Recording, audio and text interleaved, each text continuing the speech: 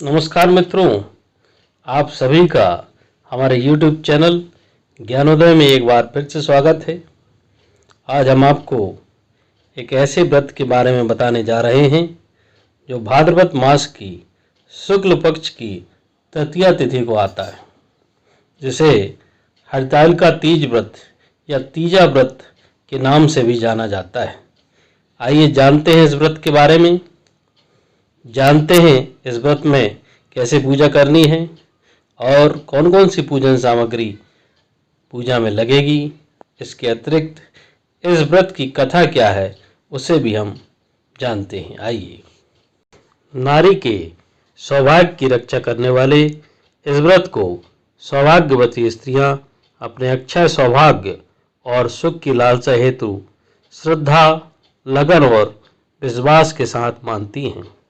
कुंवारी लड़कियां भी अपने मन के अनुरूप पति प्राप्त करने के लिए इस पवित्र पावन व्रत को श्रद्धा और निष्ठापूर्वक करती हैं। हर भगवान भोलेनाथ का ही एक नाम है और चूंकि शिव को पार्वती रूप में प्राप्त करने के लिए मां पार्वती ने इस व्रत को रखा था, इसलिए इस पावन व्रत का नाम हरितालिका तीज रखा गया। आइए जानते हैं हरितालिका तीज की पूजन सामग्री। हरितालिका पूजन के लिए गीली काली मिट्टी या बालू रेत की आवश्यकता होती है, जिससे शिवलिंग बनाया जाता है। इसके अतिरिक्त बेलपत्र, समीपत्र, केले के पत्ते, धतूरे का फल एवं फूल, अकाओं का फूल, तुलसी, मंजरी, जनेऊ, वस्त्र, सभी प्रकार के फल एवं फूल, पत्ते, फुलहरा जो कि प्राकृतिक फूलों से बना हुआ होता है। माता पार्वती के लिए सुहाग सामग्री, जिसमें कि मेहंदी, चूड़ी, बिछिया, काजल, बिंदी, कुमकुम, सिंदूर, कंघी, माहौर और बाजार में जो जो सुहाग की सामग्री उपलब्ध है वो ले लें।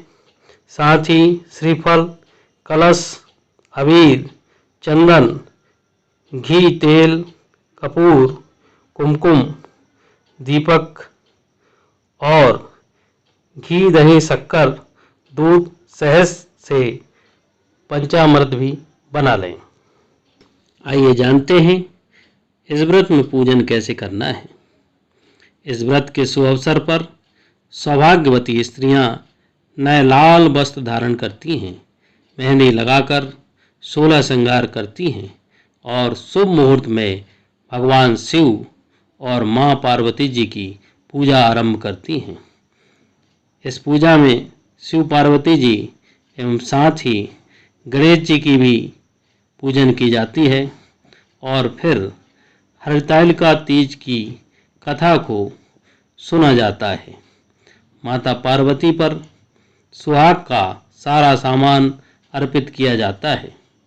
भक्तों में मान्यता है कि जो सभी पापों और सांसारिक तापों को हरने वाले हरितालिका व्रत को विधिपूर्वक करता है, उसके सौभाग्य की रक्षा स्वयं भगवान शिव करते हैं। हरितालिका व्रत कथा।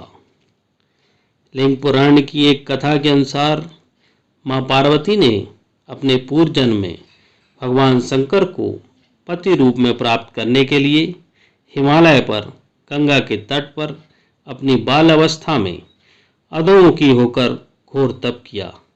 इस दौरान उन्होंने अन्न जल का त्याग कर दिया, काफी समय तक सूखे पत्ते खाए और केवल हवा का सेवन किया। माता पार्वती की यह स्थिति देखकर उनके पिता अत्यंत दुखी थे। इसी दौरान एक दिन महर्षि नारद भगवान विष्णु की ओर से पार्वती जी के विवाह का प्रस्ताव लेकर मां पार्वती के पिता के पास पहुंचे, जिसे उन्होंने सहर्ष ही स्वीकार कर लिया। पिता ने जब मां पार्वती को उनके विवाह की बात बतलाई तो वह बहुत दुखी हो गई और जोर जोर से विलाप करने लगी। फिर एक सखी के पूछने पर माता ने उसे बताया कि वह यह कठोर व्रत भगवान शिव को पति रूप में प्राप्त करने के लिए कर रही हैं, जबकि उनके पिता उनका विवाह विष्णु जी से कराना चाहते हैं।